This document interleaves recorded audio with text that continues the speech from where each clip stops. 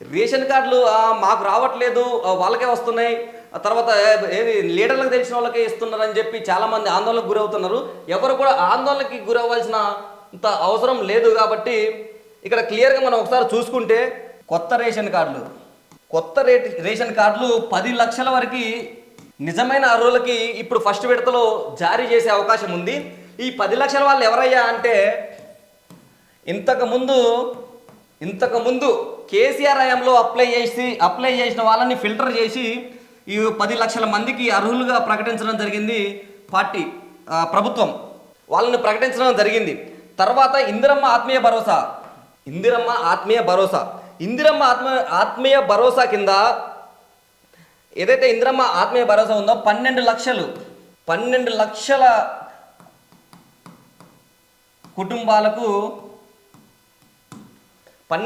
కుటుంబాలకు అర్హత ప్రకటించింది.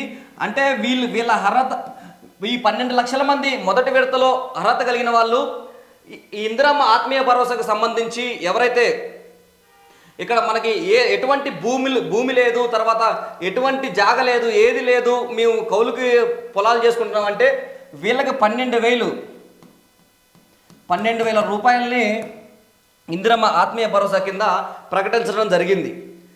తర్వాత రైతు భరోసా కింద నిజమైన రైతులకి 12,000 ప్రకటిస్తున్న పాటు ఇక్కడ మీరు చాలా అపోహలు ఉన్నాయి. అంటే 2 ఎకరాలు ఉన్న వాళ్ళకే వస్తుందంట, 3 ఎకరాలు ఉన్న వాళ్ళకి వస్తుందంట, తర్వాత ఆ భూమి నిజానికి సాగు చేయని భూమికి, ప్లాట్లకి, గుట్టలకి, పొలాలకి వస్తుందంట. అంటే అలాంటి వేటికి రావు.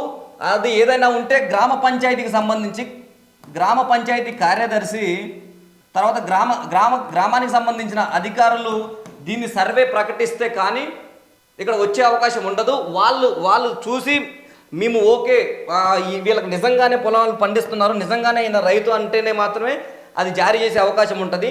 తర్వాత ఇందిరమ్మ ఇల్లులు 3,500 నియోజకవర్గానికి, ఒక నియోజకవర్గానికి 3,500 ఇల్లుల్ని ఒక నియోజకవర్గానికి కేటాయించే పరిస్థితి కనపడుతుంది. ఈ ఫస్ట్ విడతలో 3,500 ఇల్లులు మాత్రమే ఒక నియోజకవర్గానికి 3,500 ఇల్లులు అంటే ఒక మండలానికి దగ్గర ఒక 100 ఇల్లులు వచ్చే అవకాశం ఇక్కడ కనపడుతుంది. తర్వాత ఎవరైతే రేషన్ కార్డు ఇప్పటివరకు లేదో, ఇప్పుడు నా దగ్గర రేషన్ కార్డు లేదు, మరి నేను ఎట్లా అప్లై చేసుకోవాలి, ఏంటి ఈ రేషన్ కార్డులకు సంబంధించి మరి నేను అప్లై చేసుకోవాలి కదా, నా పరిస్థితి ఏంటి అన్న వాళ్ళు ఎవరైతే ఉంటారో వాళ్ళందరూ కూడా ఇక్కడ క్లియర్గా వాళ్ళందరూ కూడా ఇక్కడ అప్లై చేసుకునే అవకాశం ఇంకా 4 సంవత్సరాలు గడువు ఉంది. 4 సంవత్సరాలు ఎప్పుడైనా మీరు మీ రేషన్ కార్డుని అప్లై చేసుకోవచ్చు. అడావుడిగా వెళ్ళి ఇప్పుడు అయిపోతుంది ఇంకా పైగా అనే పరిస్థితి ఉండదు. ఇప్పుడు మీకు అందరికి అర్థమైంది కదా క్లియర్గా, ఇంకా అయిపోయింది అనే పరిస్థితి ఎవరికి ఉండదు ఇక్కడ. దీనికి సంబంధించి అసలు ఎట్లా అప్లై చేయాలి ఏంటి, ఇప్పుడు రీసెంట్గా ఒక ఫామ్ని మాత్రం ఈరోజు అప్లికేబుల్గా గుర్తించారు. ఆ ఫామ్ని ఈ కొత్త రేషన్ కార్డు కోసం, దాంతోపాటు ఇందిరమ్మ ఆత్మీయ భరోసా, తర్వాత ఇందిరమ్మ ఇండ్ల కొరకు, రేషన్ కార్డు సవరణ కొరకు, వీటన్నిటి కోసం ఒక ఫామ్ని అయితే తయారు చేయడం జరిగింది. ఆ ఫామ్కు సంబంధించి ఒకసారి ఎలా ఫిల్ చేయాలి ఏంటనేది ఒకసారి క్లియర్గా చూసుకునే ప్రయత్నం చేద్దాం. ఇక్కడ చూద్దాం. తెలంగాణ ప్రభుత్వం గ్రామ పంచాయతీ, మండలం. గ్రామ పంచాయతీ అంటే సో ఏదో రాయండి, గ్రామం. మండలం ఏదన్నా ఉంటే మండలం రాయాలి.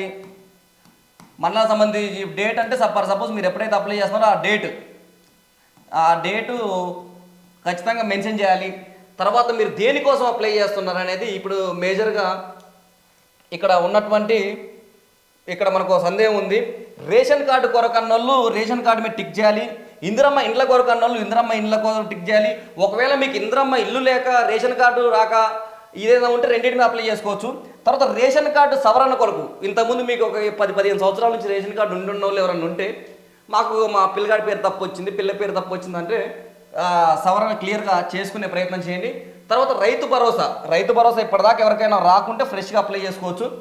ఇందిరమ్మ ఆత్మీయ భరోసా కూడా ఇప్పటిదాకా ఎవరికైనా రాకుంటే టిక్తోని మీరు చేసుకొని క్లియర్గా అర్థమైంది. క్లియర్గా ఇక్కడ మీరు ఏం చేసిన ఫామ్లో క్లియర్గా నింపే ప్రయత్నం చేయండి. తర్వాత మీరు స్త్రీనా పురుషుడా, క్లియర్ చేయండి, లేకపోతే ఇతరులు అని. కులం, మీ కులం ఏంటి ఫర్ సపోజు ఆ కులాన్ని మెన్షన్ చేయండి. ఆ పుట్టిన తేదీ ఏదో వేసేయండి.